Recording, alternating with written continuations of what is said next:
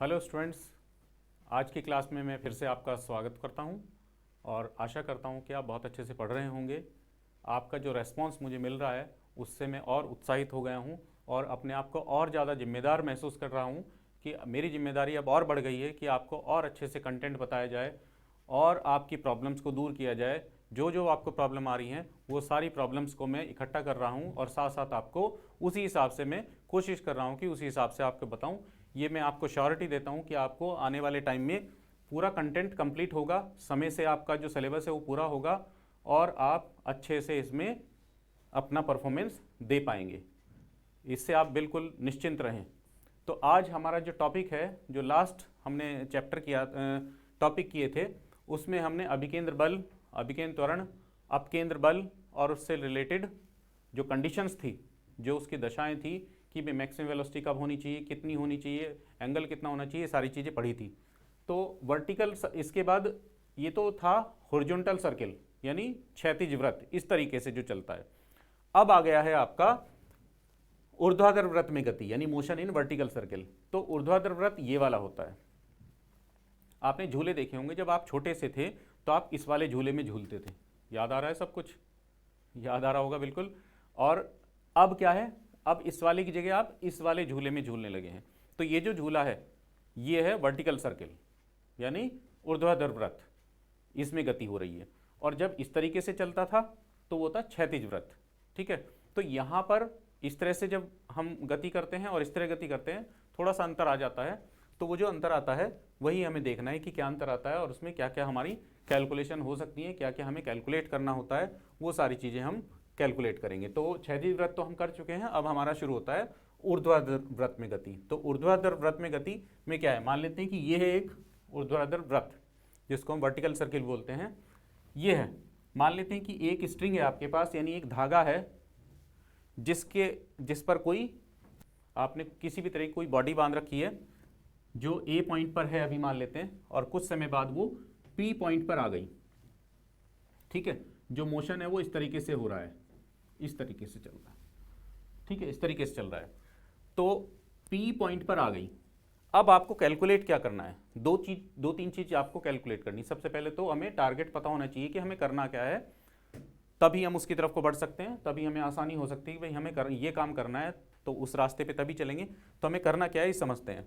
हमें करना है, हमें इसके अंदर तीन चीज़ें निकालनी है। नंबर वन कि बी पॉइंट जो है यहाँ पर वो मिनिमम स्पीड क्या होनी चाहिए ताकि जो बॉडी है ऐसा ना हो कि यहाँ पर जाकर के डोरी जो आपकी ढीली पड़ जाए और यहीं से नीचे गिर जाए।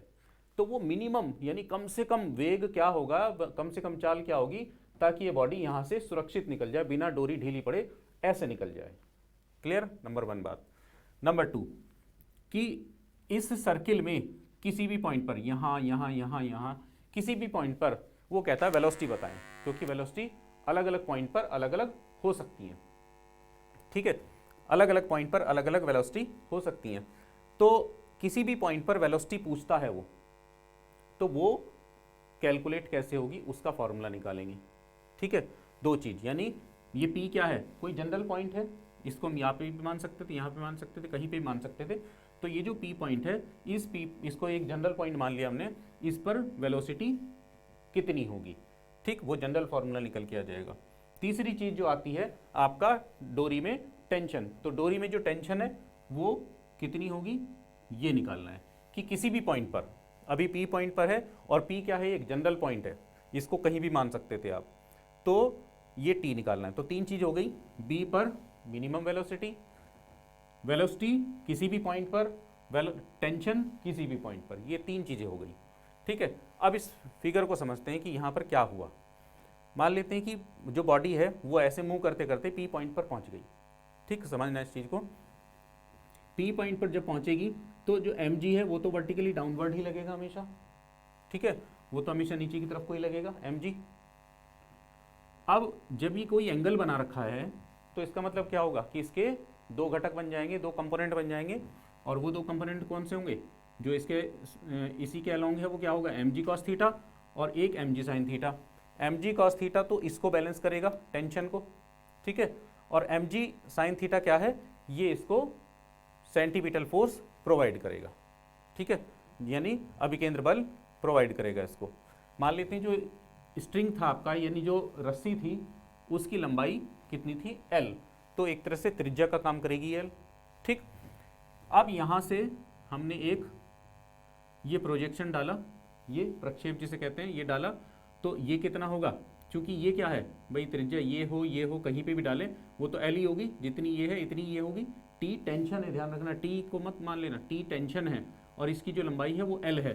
ठीक है, और ये क्या है, एक तरह से कर्ण यानी हाइपोटेन्यूस, और ये क्या है, बेस। हाइपोटेन्यूस और बेस में क्या चलता है, कर्ण, और आधार में क्या चलता है, कॉस। तो ये क्या हो जाएगा, ये L थी तो ये कितना होगा, L कॉस थीटा, क्योंकि cos theta is equal to क्या होता है, अगर हम यहाँ की बात करें तो cos theta is equal to क्या हो जाएगा, अगर इसको ON मान लें तो क्या होता है, बेस अपॉन यानी ON आधार बटे कर्ण OP, और O आपको निकालना है ON, तो ON इज इक्वल टू क्या हो जाएगा, OP कॉस थीटा, और OP कितना था, L, तो L कॉस थीटा। ऐसे निकल के आया ये। क्लियर एकदम, ठीक है। चलिए तो अब इक्वेशन बनाते हैं, अब हम काम अपना शुरू करते हैं कि सबसे पहले इसके अंदर क्या लिया जाए कि ये जो T है और एक ये mg है, T और mg, ठीक है, दो वेक्टर हैं आपके, एक mg cos थीटा इधर को लग रहा है, एक T इधर को लग रहा है, इन दोनों से क्या आएगा, T minus mg cos theta, T minus mg cos theta is equal to क्या होगा, mv स्क्वायर अपॉन r की जगह कितना होगा L, क्योंकि जो इन दोनों का जो डिफरेंस है वो क्या है, सेंटीमीटर फोर्स के बराबर फोर्स है, क्योंकि ये भी एक फोर्स है, ये भी एक फोर्स है, और इन दोनों का जो अंतर है वो भी फोर्स है, और वो क्या है, सेंटीमीटर फोर्स, और वो कितना है, mv स्क्वायर अपॉन r। ठीक है, यहाँ से t की वैल्यू निकाल लेते हैं, t is equal to mv square upon L plus mg cos theta, equation number 1। I think ये तो बहुत अच्छे से क्लियर हो गई होगी। ठीक, आपको क्या निकालना था, एक तो T निकालना है, किसी भी बिंदु पर T और किसी भी बिंदु पर V, और वो बिंदु क्या माना हमने, P। तो फॉर्मूला तो एक तरह से आ गया, लेकिन क्या हुआ इसके अंदर, दोनों चीज़ें एक साथ रखी हुई हैं, या तो T की वैल्यू निकाल लें हम, फिर उसको यहाँ रख दें, V की आ जाएगी, या V की निकाल लें और फिर यहाँ पे सब्स्टिट्यूट कर देंगे तो T की आ जाएगी।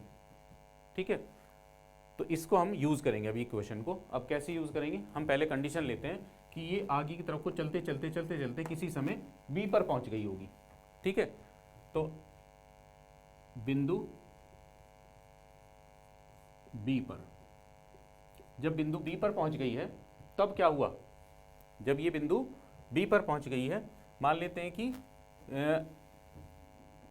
थीटा कितना होगा उस समय, यहाँ से स्टार्ट किया है चलना, ध्यान रहे यहाँ से चलना स्टार्ट किया था, तो यहाँ से चलते चलते जब वो यहाँ पहुँच जाएगी तो एंगल कितना हो जाएगा, ये बिल्कुल सही 180।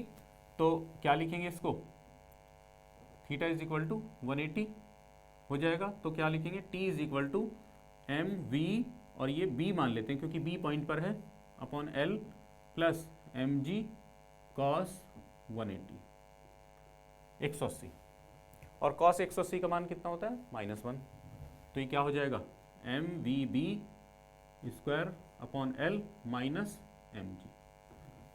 ठीक है, अब हमें कंडीशन लेनी है कि यहाँ पर डोरी ढीली पड़ जाएगी, तो उससे वो कौन सी कंडीशन है जब डोरी ढीली पड़ जाएगी, ताकि हम उससे ज़्यादा वेलोसिटी रखेंगे। तो मान लेते हैं T की वैल्यू कितनी हो जाएगी, यदि T इज इक्वल टू 0, तो ये 0 ले लिया, देयरफॉर 0, तो ये कितना हो जाएगा, mvb square upon L is equal to mg, m से m चला जाएगा, और vb की वैल्यू कितनी बचेगी, vb is equal to gl, और चूंकि स्क्वायर था तो vb इज इक्वल टू क्या बचेगा, अंडर रूट gl। तो ये वो मिनिमम वेलोसिटी है जिससे हमें ऊपर रखनी है वेलोसिटी, इससे अधिक वेलोसिटी हमें यहाँ पे रखनी है ताकि ये आसानी से पार कर जाए। ये वाली बात तो आपको समझ में आ गई होगी। ये है वो वेलोसिटी जो B पॉइंट पर, इससे ज़्यादा ही वेलोसिटी रखनी है, इससे कम रखेंगे तो डोरी ढीली पड़ जाएगी और वो यहीं पे गिर जाएगी। तो ये कम से कम वेलोसिटी, इससे ज़्यादा रखेंगे तो निकल ही जाएगी, कोई बात ही नहीं है, लेकिन इससे कम हमें नहीं रखनी है वेलोसिटी। ठीक है, अब दूसरी कंडीशन निकालनी कि यहाँ पर वेलोसिटी का फॉर्मूला और T का फॉर्मूला, तो वेलोसिटी का फॉर्मूला, टी का फॉर्मूला निकालने के लिए मुझे थोड़ा सा यहाँ से ये हटाना पड़ेगा, हटा देता हूँ। चलिए दोस्त उतार लीजिए आप। चलिए ठीक है, आपने स्क्रीनशॉट ले लिया होगा।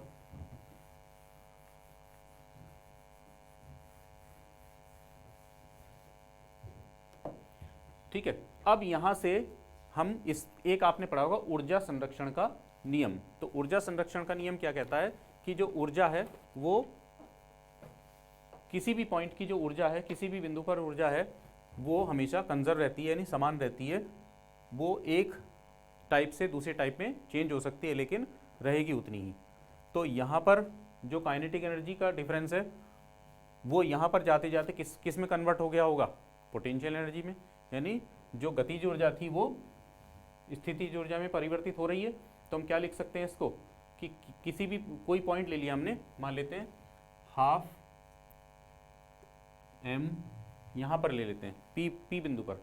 ठीक है, तो p बिंदु पर कितना है, half mv square minus half m vb square is equal to कितना हो जाएगा, ये mg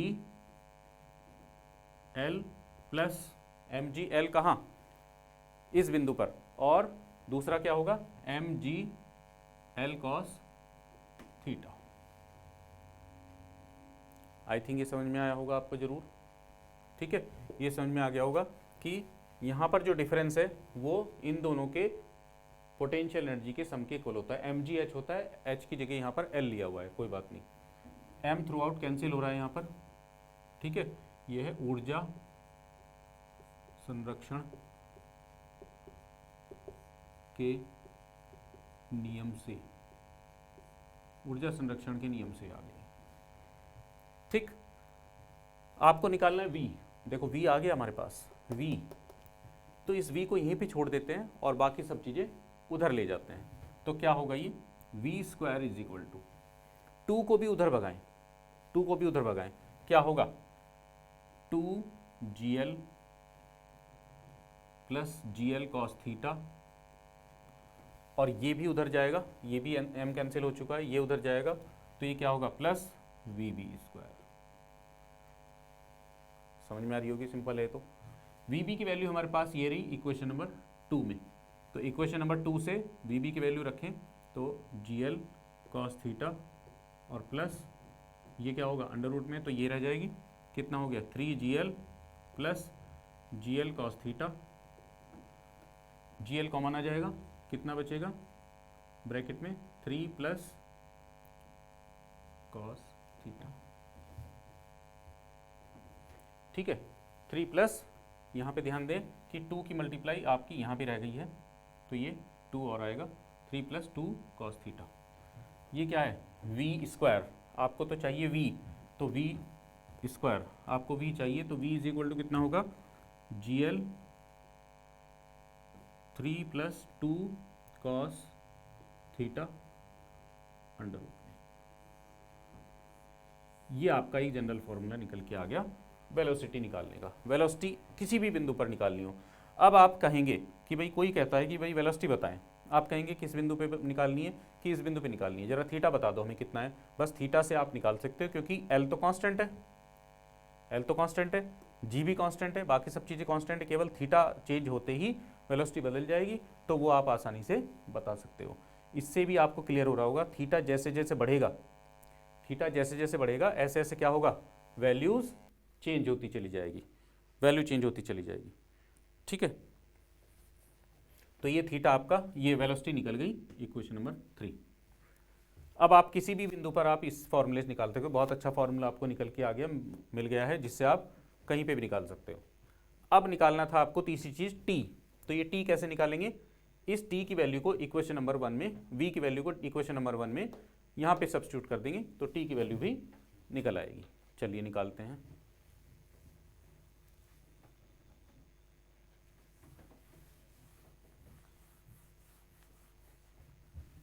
इक्वेशन नंबर 1 यानी समीकरण 1 में क्या लिखेंगे, समीकरण 1 में v का मान रखने पर समीकरण 3 से v का मान समीकरण 1 में रख दो, तो क्या बनेगा, t is equal to m upon l, ठीक है, और ये स्क्वायर है तो स्क्वायर करेंगे तो अंडर रूट हट जाएगा और ये होगा gl, इसको आप मल्टीप्लाई करके ही रखो ताकि आसानी हो जाए, तो 3gl plus 2gl cos theta, ठीक है, और प्लस mg cos थीटा।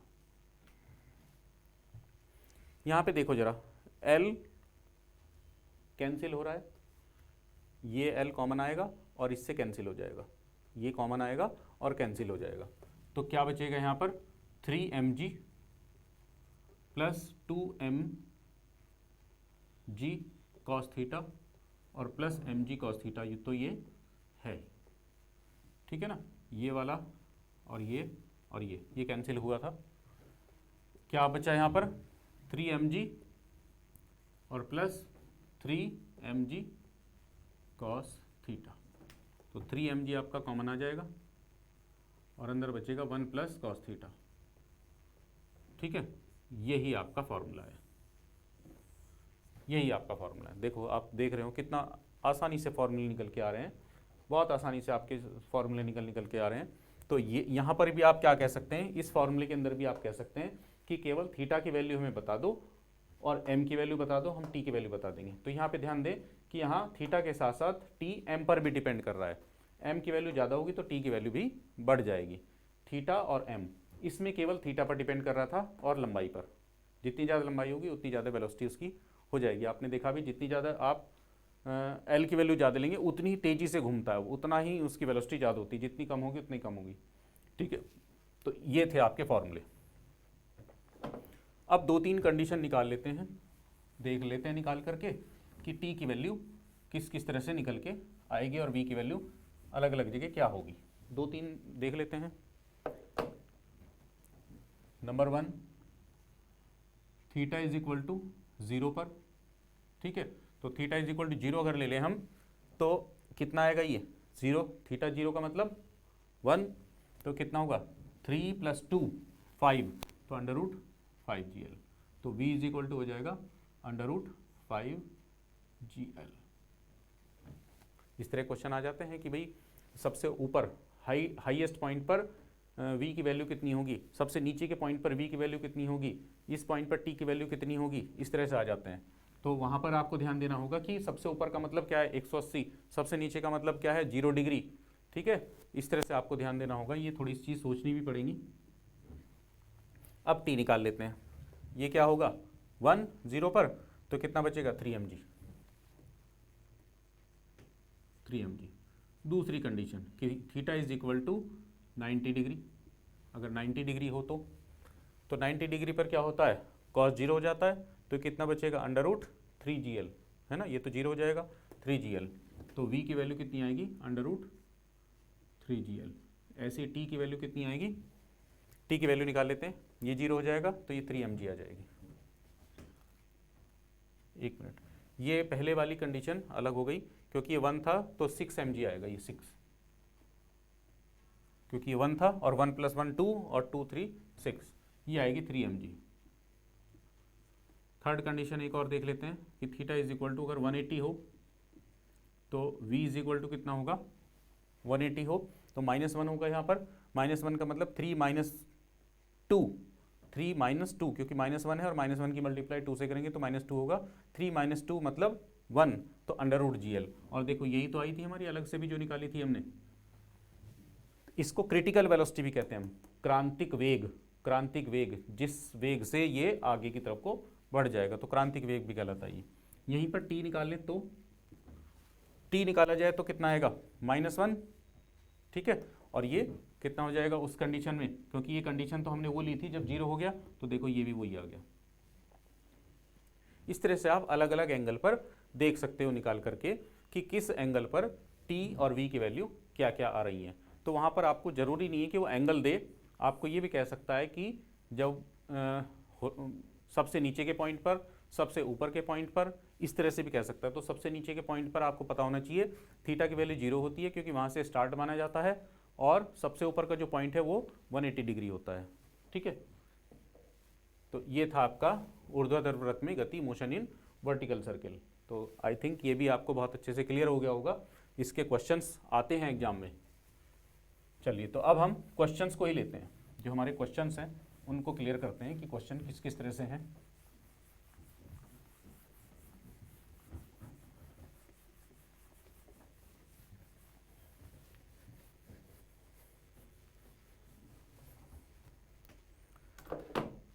चलिए, अब मैं क्वेश्चन ले लेता हूँ थोड़े से, जो आपको मैं कराना सोच रहा हूँ ताकि आपको चीज़ें समझ में आ जाए अच्छे से।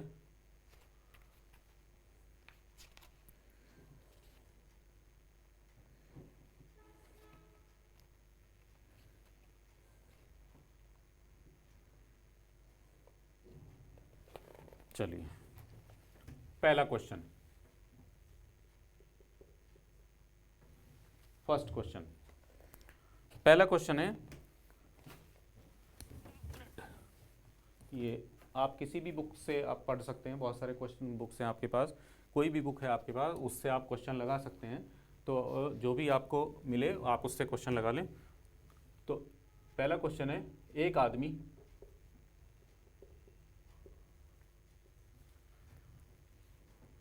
1.2 किलोमीटर प्रति मिनट की चाल से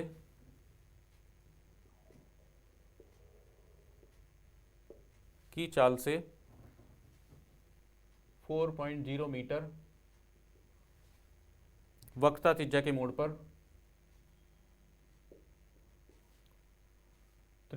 मोड़ पर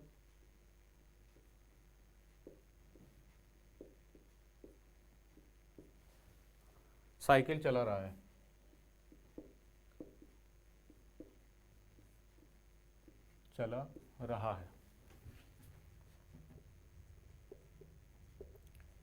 ठीक है, इसका नंबर 1 क्या क्या निकालना है? नंबर 1 निकालना है अभिकेंद्र त्वरण।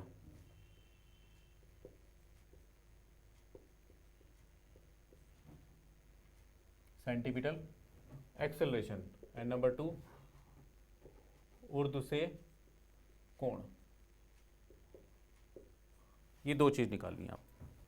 ठीक है, चलिए शुरू करते हैं इसका सॉल्यूशन। बहुत आसान क्वेश्चन लग रहा है, आपको भी लग रहा होगा। एक आदमी 1.2 किलोमीटर पर मिनट की चाल से 4 मीटर वक्रता त्रिज्या के मोड़ पर साइकिल चला रहा है। इसका अभिकेंद्र त्वरण ज्ञात करना है। तो सबसे पहले ये लिख लेते हैं क्या गिवन है आपको। तो v गिवन है, v है 1.2 किलोमीटर प्रति मिनट। ठीक है, 1.2 किलोमीटर प्रति मिनट। तो सबसे पहले इसको चेंज कर लें आप। चेंज करके क्या आएगा, 1.2 इंटू 1000 डिवाइडेड बाई 60, क्योंकि हमने क्या किया इसको मीटर प्रति सेकंड में कन्वर्ट कर लिया, मीटर पर सेकंड में कन्वर्ट कर लिया इसको। ठीक है, ये हट करके एक और 10 आ जाएगा और ये 6 से 2 टाइम्स कैंसिल हो जाएगी, 0 से एक 0 और कैंसिल हो जाएगी, तो ये बचेगा 20 मीटर पर सेकंड। तो v आपका 20 मीटर पर सेकंड आ गया। वक्रता त्रिज्या r दी हुई है 4.0 मीटर और a आपको निकालना है। तो बहुत आसान हो गया, a इज इक्वल टू क्या होता है v²/r। वैल्यू रखो, आंसर आ जाएगा। ठीक है, मैं समझता हूँ कि यहाँ तक मैं छोड़ दूँ तो कोई प्रॉब्लम मुझे लगता नहीं होगी। मैं यहाँ तक छोड़ दिया करूँगा इस तरह से, उसके बाद आप कर सकते हैं। आंसर मैं आपका इसका बता देता हूँ कि आंसर इसका क्या आएगा, 10.2 मीटर पर सेकंड स्क्वायर, ये आएगा लगभग। थोड़ा बहुत अगर आपका चेंज आता है तो देख लेना, कोई ऐसी बात नहीं, हो सकता है आंसर गलत दिया हुआ हो। दूसरा है ऊर्ध्वाधर से कोण। तो आपको पता है tan theta is equal to क्या होता है, v²/rg। तो थीटा आपको निकालना है, theta is equal to tan inverse v²/rg। और ये वैल्यू आपके पास है, v की वैल्यू कितनी है, tan इनवर्स v की वैल्यू कितनी है 20 इंटू 20/r की वैल्यू कितनी है 4 और इंटू g की वैल्यू 10। तो ये 2 टाइम्स कैंसिल हो गया और 2 से ये 2 टाइम्स और 2 से ये 10, तो कितना हो गया 10 इनवर्स।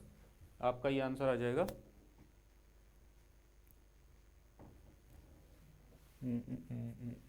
4 मीटर 10 इनवर्स,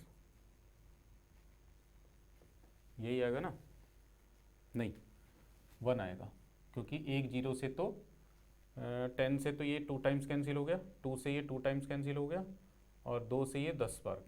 ठीक है, ये आ गया आपका थीटा।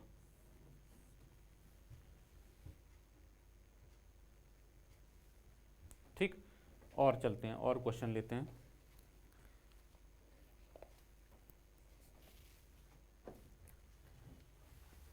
तो ये तो बहुत आसान सा क्वेश्चन था, डायरेक्ट क्वेश्चन था, जिसमें आपको कोई ज़्यादा नहीं, बस फॉर्मूले पता होने चाहिए। फॉर्मूले पता हैं तो आप निकाल ही दोगे। अगला क्वेश्चन,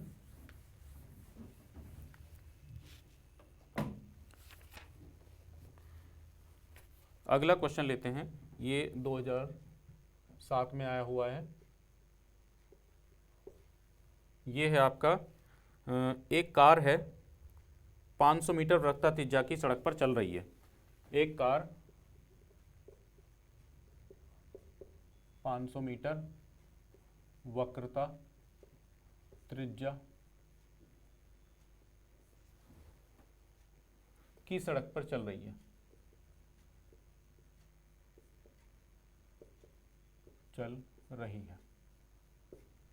ठीक है, यदि टायर और सड़क के मध्य, यदि टायर एवं सड़क के मध्य घर्षण गुणांक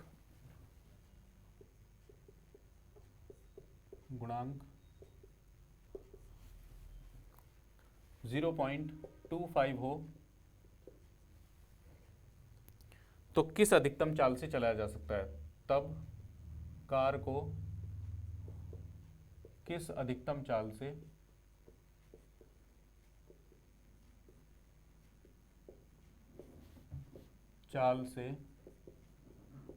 चलाया जा सकता है?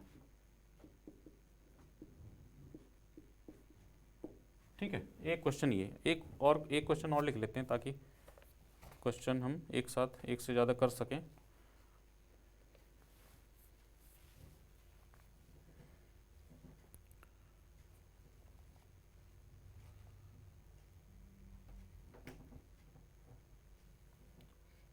ये तो छोटे से में ही आ जाएगा, तो चलिए यहाँ से शुरू कर देता हूँ मैं इसका सॉल्यूशन।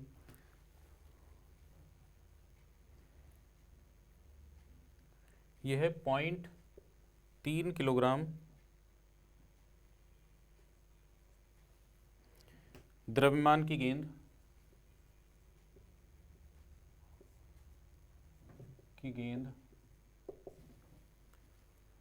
0.8 मीटर लंबी डोरी के सिरे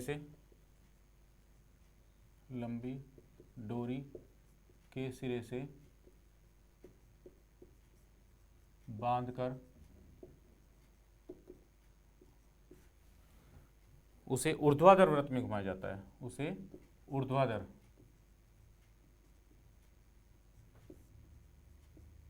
वृत्त में घुमाया जाता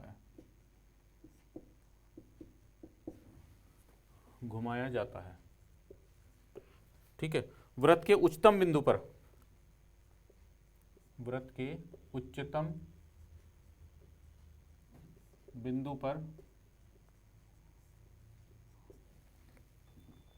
गेंद की किस चाल पर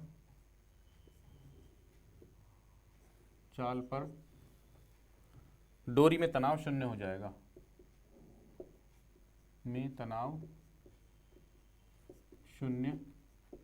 हो जाएगा?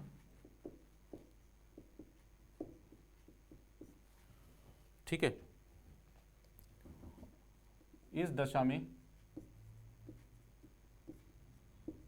वृत्त के निम्नतम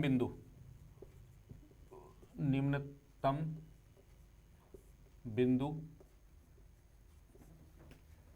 पर तनाव कितना होगा।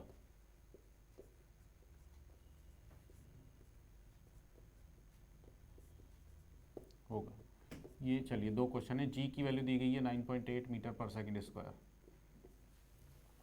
ये दो क्वेश्चन है आपके पास, तो चलिए शुरू करते हैं। पहला क्वेश्चन, पहले क्वेश्चन में क्या कहा गया है कि एक कार है जो 500 मीटर वक्रता त्रिज्या की सड़क पर चल रही है। 500 मीटर वक्रता त्रिज्या उसकी सड़क पर चल रही है। यदि टायर एवं सड़क के मध्य घर्षण गुणांक 0.25 हो तब कार किस अधिकतम चाल से चलाया जा सकता है। तो ये आपको ध्यान आ रहा होगा, ये हमने एक लेक्चर में बताया था कि कोई भी कार है या कुछ भी है उसकी एक मैक्सिमम वेलोसिटी होती है कि उससे ज़्यादा वेलोसिटी से हम नहीं चला सकते, क्योंकि उसके बाद फिर उसमें क्या आ जाता है, घर्षण बल आ जाता है और उसके कारण कार या आपकी साइकिल या बाइक स्लिप हो जाएगी। तो वो मैक्सिमम वेलोसिटी कितनी थी, याद आ गया होगा आपको, v maximum is equal to under root mu r g, इतनी थी। ठीक है, बिल्कुल सही है, याद आ गया होगा आपको। तो अब यहाँ से बस क्या करना है, ये वैल्यू सब्स्टिट्यूट करनी है केवल। आपके पास सारी चीज़ें हैं, आर भी है म्यू भी है, तो वैल्यू सब्स्टिट्यूट कर लें। कितनी हो जाएगी, म्यू कितना है 0.25, आर कितना है, आर है 500 मीटर, और जी आप कुछ भी लगा दें, 10 लगा दें। ठीक है, तो यहाँ से आपका आंसर, मैं इसमें आंसर बता देता हूँ आपको कि आंसर इसका कितना आएगा। ये आपका आंसर आएगा 35.35 मीटर पर सेकंड। ये निकल के आपका आंसर आ जाएगा।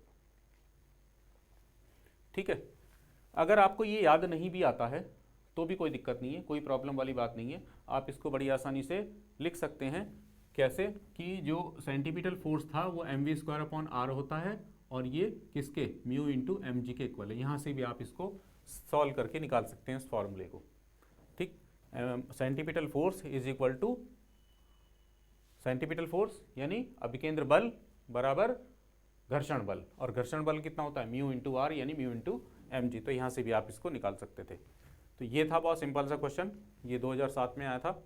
अगला क्वेश्चन है कि 0.3 द्रव्यमान की गेंद 0.8 मीटर लंबी डोरी के सिरे से बांधकर, इतने किलोग्राम द्रव्यमान की गेंद है और एक इतनी लंबी डोरी ली हमने और उससे बांध के ऊर्ध्वाधर वृत्त में ऐसे घुमाया। ठीक है, ये घुमा दिया हमने। अब जो घुमाया तो वृत्त के उच्चतम बिंदु पर गेंद किस चाल पर डोरी में तनाव 0 हो जाएगा। तो ये हम निकाल चुके हैं, याद आ गया होगा आपको। सबसे पहले तो लिख लेते हैं क्या क्या गिवन है हमें। m इज इक्वल टू है 0.3 किलोग्राम और L, चूंकि उसमें L लिया था आपने 0.8 मीटर। ठीक है, और आपको निकालना क्या है, V हाईएस्ट पॉइंट पर निकालना है। ठीक, हाईएस्ट पॉइंट फिर से हम यहाँ डिफाइन कर लेते हैं कि अगर ये कोई भी हाईएस्ट, ये मिनिमम पॉइंट है और ये हाईएस्ट पॉइंट है, ये न्यूनतम है A है और ये B है, तो आपको V भी निकालना है मान लेते हैं। तो V भी इज इक्वल टू निकालना है, और V भी इज इक्वल टू क्या पढ़ा था आपने, अंडर रूट GL। तो ये तो निकल गया क्वेश्चन आपका, पहला पार्ट तो हो गया क्योंकि L है, G कांस्टेंट होता ही है। दूसरा क्या है, G की वैल्यू आपको ये दी गई है और L की वैल्यू ये दोनों रखें और निकाल लें। दूसरा है इस दशा में वृत्त के निम्नतम बिंदु पर तनाव कितना होगा, निम्नतम बिंदु पर तनाव TA निकालना है यानी आपको। और याद आ गया होगा आपको कि TA कितना आया था निम्नतम बिंदु पर, यानी थीटा इज इक्वल टू, देखो यहाँ पर वही बात आ गई जो मैंने उस टाइम बताई थी आपको। निम्नतम बिंदु कहेगा, जरूरी नहीं है वो 0 डिग्री कहे, तो आपको पता होना चाहिए कि 0 डिग्री कहाँ पर है और कितना है। तो निम्नतम बिंदु पर 0 डिग्री, यहाँ से हम स्टार्ट मानते हैं इसका, और इधर की तरफ को मान लेते चलता है ये। तो यहाँ से जब यहाँ आ जाएगा तो 90 डिग्री होगा, यहाँ आ गया 180 डिग्री होगा, यहाँ पर आएगा 270 होगा। इस तरह से आप लेंगे, बाकी इसके अलावा कुछ और होगा तो एंगल देगा वो। ठीक है, ये 4 पॉइंट है, इन पर हो सकता है एंगल ना दे, तो यहाँ क्योंकि ये डिफाइन हो सकते हैं, ये परपेंडिकुलर हो गया इसके यहाँ से, और ये हाईएस्ट पॉइंट लिखेगा, इसको मिनिमम पॉइंट लिखेगा। तो दूसरा जो है वो कितना आया था आपका TA, याद है आपको 6 mg। आप इसको जरूरी नहीं है 6 mg याद रखें, आप वो फॉर्मूला याद रखें, उस फॉर्मूले थीटा इक्वल टू 0 रख देना, यही आ जाएगा। अब यहाँ पर आपके पास m की वैल्यू भी है और 6 m की वैल्यू कितनी है 0.3 और g की वैल्यू 9.8, ऐसे यहाँ पर √9.8 और L की वैल्यू कितनी थी 0.8। तो यहाँ से भी एक आंसर यहाँ से। मैं इसके भी आपको आंसर बता देता हूँ कि आंसर कितने कितने आएंगे इसके। इसका आंसर आ रहा है 2.8 मीटर पर सेकंड और इसका आ रहा है 17.6 न्यूटन। ठीक है, तो आसानी से समझ में आ रही होंगी चीज़ें आपको बहुत बढ़िया से। चलिए तो नेक्स्ट क्वेश्चन करते हैं।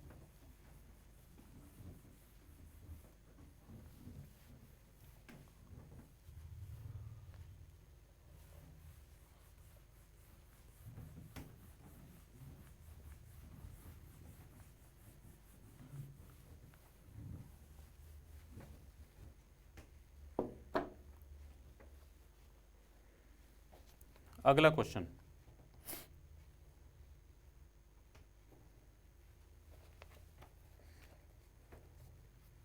बड़ा अच्छा क्वेश्चन है ये भी। किसी इंजन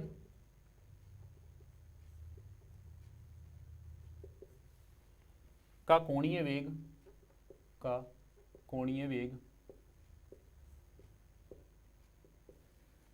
10 सेकंड में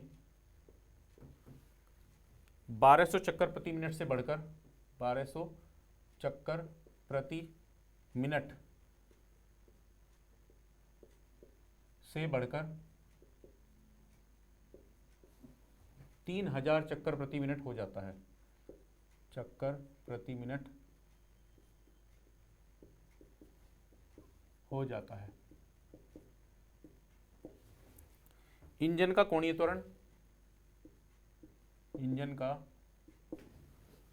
त्वरण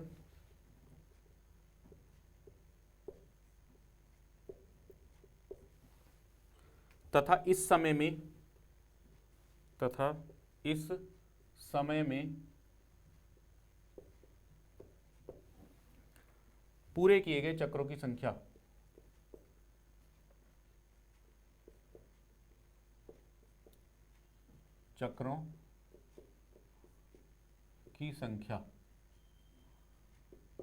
ज्ञात कीजिए।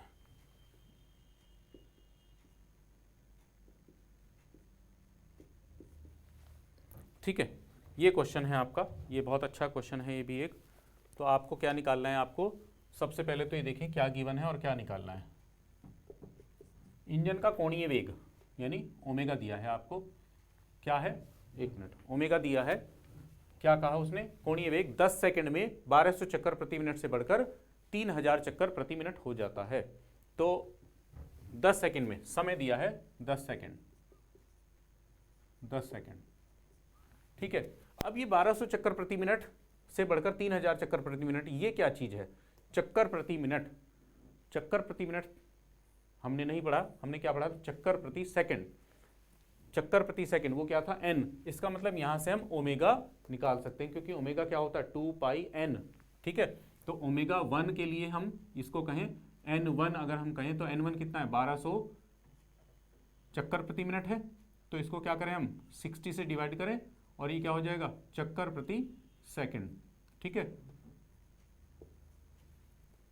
सेकंड, ये क्या बनेगा, 10 से 10 कैंसिल, 20 RPS लिख रहा हूं मैं, रेवोल्यूशन पर सेकंड। ऐसे ही n2 कितना हो जाएगा, 3000 डिवाइडेड बाय 60 RPS, ये क्या हो गया कैंसिल, और ये कितना 550, तो 50 RPS n2।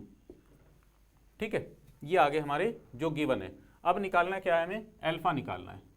देखो कोणीय त्वरण निकालना है। कोणीय त्वरण किससे डिनोट किया था आपने, अल्फा से, और इतने समय में पूरे किए गए चक्रों की संख्या, और एक n निकालना है कि कितने चक्कर पूरे कर लेगा इतने समय में, चूंकि ये सर्कुलर पाथ पे मूव कर रहा है इंजन, तो कितने चक्कर पूरे कर लेगा वो निकालना है।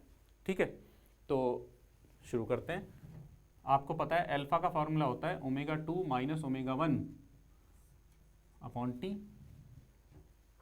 ठीक है, ω2 - ω1 अपॉन टी। तो यहां से ω2 निकाल लो। ω2 कितना होता है 2π, चूंकि ω2 है तो n2 - 2π N1 अपॉन टी। तो यहाँ से तो आपका अल्फा निकल आएगा, क्योंकि अब कौन सी चीज़ है जो नहीं है आपके पास, पाई की वैल्यू पता है, N2 की वैल्यू निकल आई हमारी, N1 की वैल्यू ये भी निकल आई, समय ये रहा, सारी चीज़ें आपके पास हैं। तो इसके अंदर सारे मान रखें और निकाल लें। 2 इंटू 3.14 इंटू ये कितना है 50 माइनस 2 इंटू 3.14 इंटू ये कितना है N1 की वैल्यू 20 अपॉन 10। यहाँ से आपका ये मान निकल आएगा, इसमें कोई ऐसी बात नहीं कि इसमें कोई प्रॉब्लम आ रही होगी आपको, ये तो निकाल ही लोगे। ठीक है, अगर इसको पाई में निकालना हो तो पाई में भी निकाल सकते हो। इसका जो अगर पाई में निकालेंगे तो ये 6 पाई आंसर आएगा इसका, 6 पाई रेडियन प्रति सेकंड स्क्वायर, रेडियन प्रति सेकंड स्क्वायर, अगर पाई में निकालना है आपको। क्योंकि पाई में निकालने इसका और भी पर्पज है, क्योंकि आपको n निकालना है। तो n कैसे निकालेंगे, देखो n क्या होता है, ये n है चक्रों की संख्या। इंजन है वो घूम रहा है लगातार, ठीक है, लगातार घूम रहा है। तो लगातार जब घूम रहा है इस कोणीय त्वरण से घूम रहा है, ये कोणीय त्वरण आ गया और ये सारी चीज़ें गिवन है, इस हिसाब से वो घूम रहा है। तो कितने चक्कर काटेगा, मान लेते हैं कि वो इस तरह से घूम रहा है। तो अगर यहाँ से चलना स्टार्ट माना हमने, ध्यान समझना इस चीज़ को, यहाँ से चलना स्टार्ट माना तो यहाँ तक जब गया तो कितना हो गया, एंगल कितना चल गया 2 पाई, और चल गया यहाँ तक चल गया कितना हो गया 3 पाई, यहाँ तक हो गया 4 पाई। तो इस तरह से अगर हम देखें तो ये कुछ एंगल चलेगा, कुछ ना कुछ एंगल चलेगा। और एक चक्कर कितने एंगल का बन रहा है, एक चक्कर जो बन रहा है वो कितने एंगल का बन रहा है 2 पाई, यहाँ से यहाँ तक जाता है तब 2 पाई होता है, और इतने में एक चक्कर कट जाता है उसका।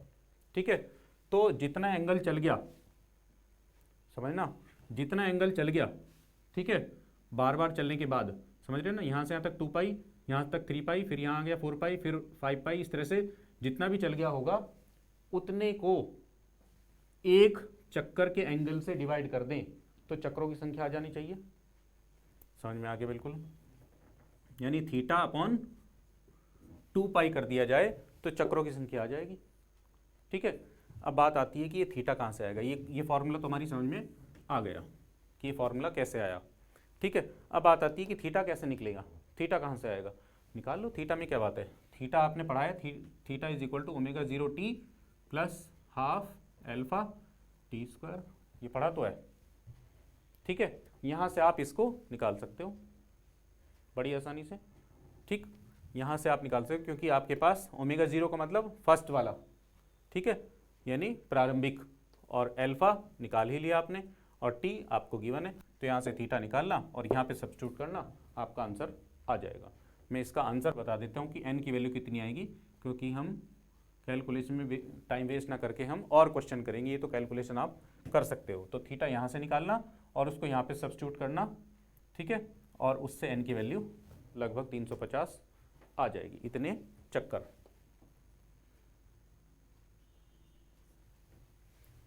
ठीक है, चलिए और क्वेश्चन करते हैं एक दो।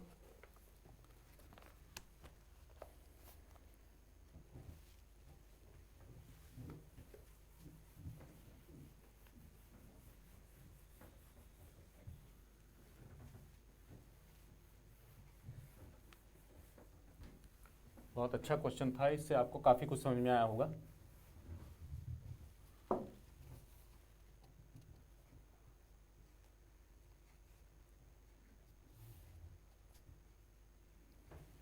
एक क्वेश्चन और है, ये भी सिंपल क्वेश्चन है। 1 किलोग्राम के पिंड को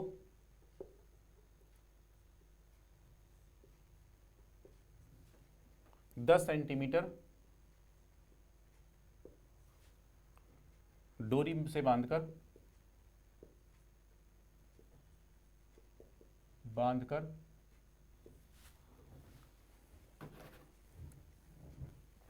डोरी से बांधकर 3 चक्कर प्रति सेकंड, 3 चक्कर प्रति सेकंड की दर से क्षैतिज वृत्त में घुमाया जाता है। क्षैतिज वृत्त, ध्यान रखें, क्षैतिज वृत्त में घुमाया जाता है।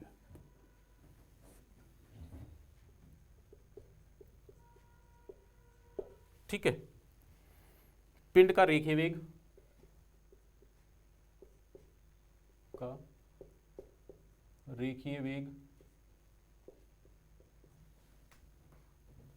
कोमा त्वरण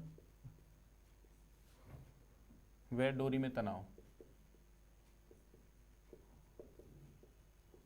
ज्ञात कीजिए।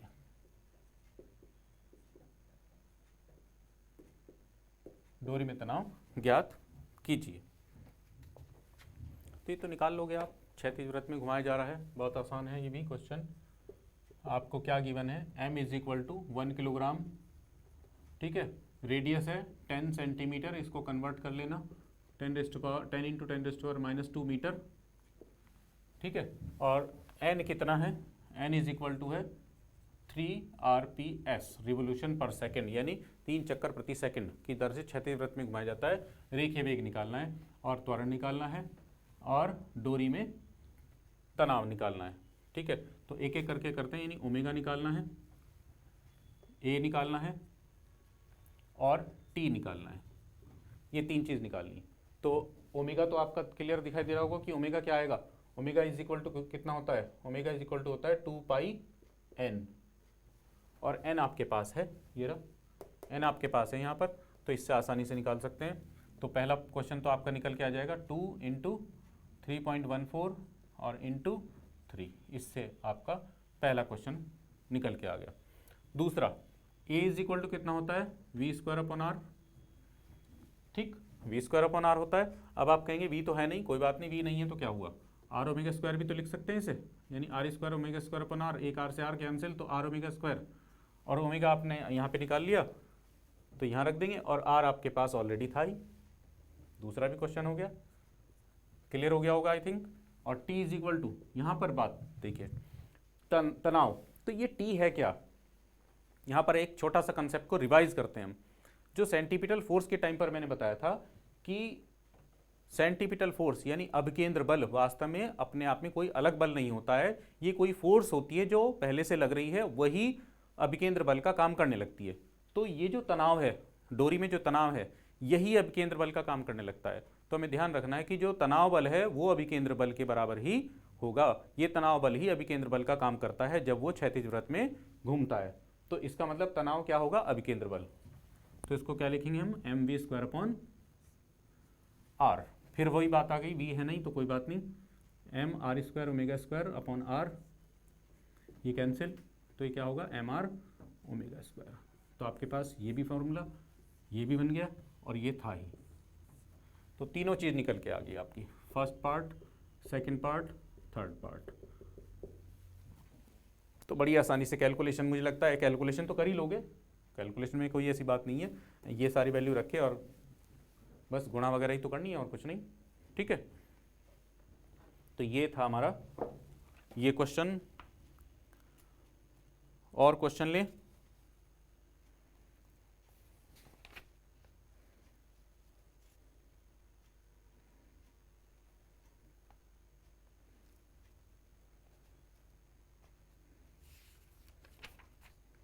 चलिए एक लास्ट क्वेश्चन और ले लेते हैं, उसके बाद आज की क्लास ओवर कर देंगे।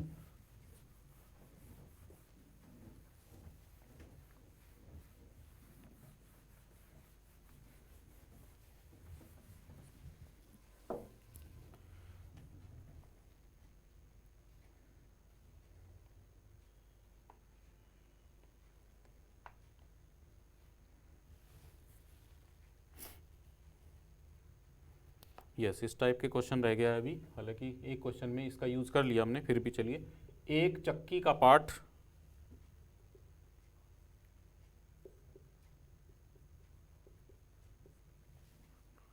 विराम से घूमना प्रारंभ करता है, विराम से घूमना प्रारंभ करता है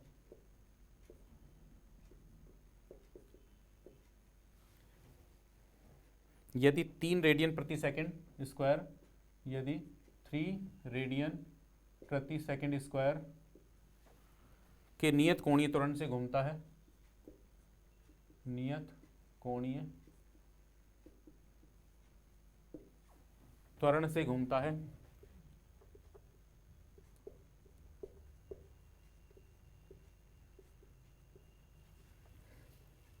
तो घूमने के 2 सेकंड के बाद, तब घूमने के 2 सेकंड के बाद उसका कोणीय विस्थापन,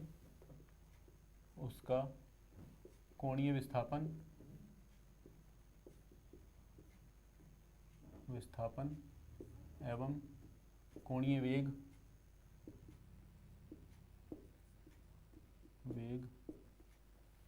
ज्ञात कीजिए।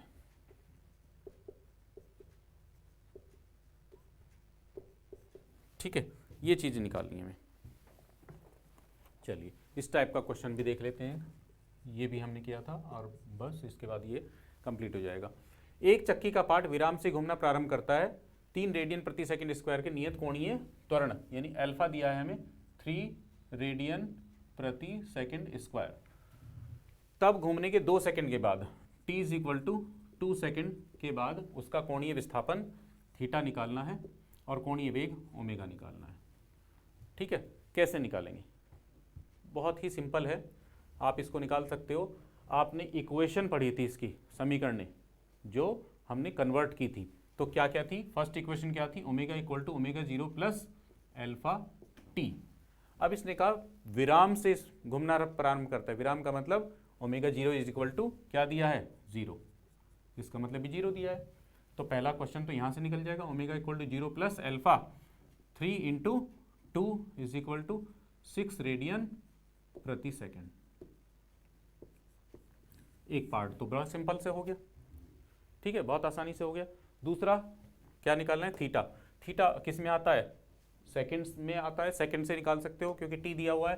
तो थीटा इज इक्वल टू कितना होता है? Omega 0 T plus half alpha T square. ये भी कितना हो जाएगा? 0, क्योंकि प्रारंभ में ओमेगा की वैल्यू 0 है, ओमेगा 0 की value plus half alpha, alpha कितना है? 3 और टी कितना है? 2 और 2 का स्क्वायर 4, यानी क्या होगा? हाफ इंटू 3 इंटू 4 और ये कैंसिल 2, ये भी 6 आ गया। 6 क्या आएगा? रेडियन, डिग्री नहीं लिखना, ठीक है। तो इस तरह से बहुत आसान क्वेश्चंस हैं, वेरी वेरी इजी क्वेश्चन। आप बिल्कुल पेशेंस रख करके, अपने आप को कॉन्फिडेंस लेकर के, कॉन्फिडेंस में रख करके कि हाँ मुझे पूरा विश्वास है अपने ऊपर, और फॉर्मूले एक बार को याद रखें और आपके क्वेश्चन बहुत आसानी से निकलते चले जाएंगे। तो मज़ा आया होगा इस चैप्टर में भी, और इसके जो न्यूमेरिकल हैं वो बहुत आसान लग रहे होंगे। क्वेश्चन आते हैं इसके, ये सारे क्वेश्चन जो आए हैं इनमें काफ़ी क्वेश्चन ऐसे हैं जो पिछले वर्षों में पूछे गए हैं। फिर भी आपकी कोई क्वेरी रह जाती है तो मैं फिर से कहता हूँ कि आप उसको हमारा जो JEC poly first sem doubt group है उसमें उसको ज्वाइन कर लें, उसमें आप क्वेश्चन को डाल दें और आपका आंसर दे दिया जाएगा। ठीक है, तो ये चैप्टर यहाँ पर कंप्लीट होता है। इसके बाद नेक्स्ट चैप्टर स्टार्ट करेंगे हम।